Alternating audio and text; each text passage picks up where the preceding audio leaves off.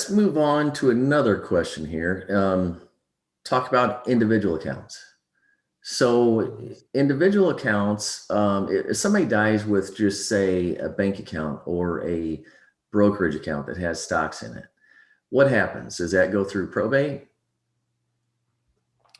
Well, it has to do with how the account is titled. And so probate is when things go through your will. So your estate is anything that's in your name.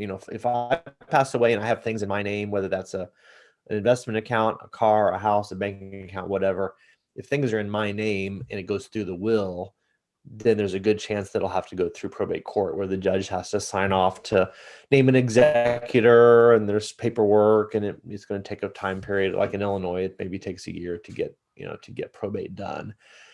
And so there are a few exceptions. Like in Illinois, you could have 100,000 worth of stuff going through your will and there won't be probate. But if it's over 100,000, then you have to go through the courts. And so like with a brokerage account, I mean, there's always the option to do the three options that I would see would be the going through your will, which would be, probably probate depending on the situation. The second option would be a transfer on death, TOD, where you name a beneficiary on that account, and that would go directly to the person or the people that you've named. Or another tool is a living trust, which a living trust is kind of like a funnel where the assets would flow through this one set of instructions and then go to the people that you want them to go to. So living trusts is a good tool to avoid probate court and to make it easy on the kids, and even to protect the kids if we're concerned about some of these other issues, like wild spending or whatever. Okay. And that was, which leads me into the, I guess, next question, benefits of living trust. So that benefit of living trust, from my understanding, is to direct assets after your death. It's something that's around, while you're alive. You can name things, like a bank account, can be in the name of the living trust. It can be beneficiaries, but yet it doesn't become irrevocable until death. I guess in some aspects. Right. So the living trust or revocable living trust is a tool that keeps you in control. So if you use that, then you can still spend the money how you want. You can invest it how you want to. You can put things in or out of the trust anytime. So you have total control over your assets while you're living. But if you pass away, then there's instructions there that would follow through and wouldn't require court involvement to get it to transfer to where it needs to go to.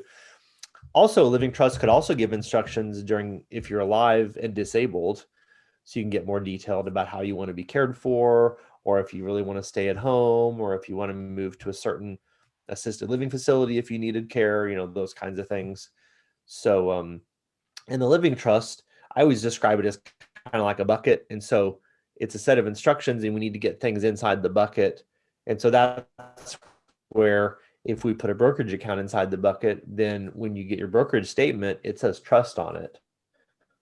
Or if you have your house in the trust, the deed has to say trust on it.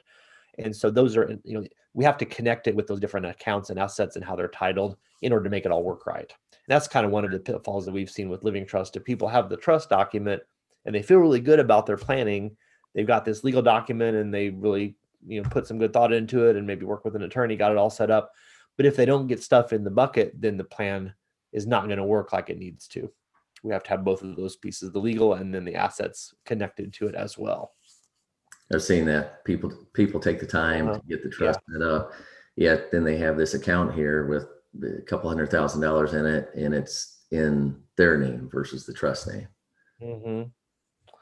Yep. And some families ended up getting surprised by that, where they think, oh, mom had a trust, everything is all set up right. Oh, well, no, mom passed away, and now we still have to go through the court process because they didn't quite connect those dots. So that's a key piece. Okay. So I guess to summarize the benefits of living trust, it's really something that you do while alive that's going to give you control to help distribute assets exactly where you want them at death, as well as you mentioned, some aspects while living in instances of long-term care and stuff like that. Is that right? Right. Yeah, that's right. It really, the living trust, it does a lot of what you think of a will doing. It just does it more efficiently and more privately. There's two main goals that I hear a lot of people talk about as work with clients, and the two things I hear a lot is people want to make it easy on their family, and then they want to protect. And the protections, there's different types of protections that come up, but one protection would be protecting kids' inheritance from wild spending or divorce or whatever, some kind of risks like that. So a living trust is a really good tool to do both of those things. It keeps you in control while you're living, helps it make it easy on the family if you're gone, and then if if it's something that interests the parent, is protecting their, who's inheriting it, kind of having some rules about when somebody gets the money or how they get the money, or does someone else have to approve a distribution before a child can get the money out. Okay. And that brings up a good point as well. It's something I talk to people about, and I talk to a lot of people around retirement age, people that are retired, and they want to have assets passed on to their kids, and we get in the conversations of exactly what they want to have happen, and you mentioned divorce. That's a big one. Unfortunately, that's become very common. There is a chance of that happening. So something like a living trust, you're saying can work to protect those assets. So say at my death, my assets can go into a trust that my kid has control of. But yet, if my kid were to get divorced, then that's not part of the marital assets. Is that right? Mm-hmm. That's right.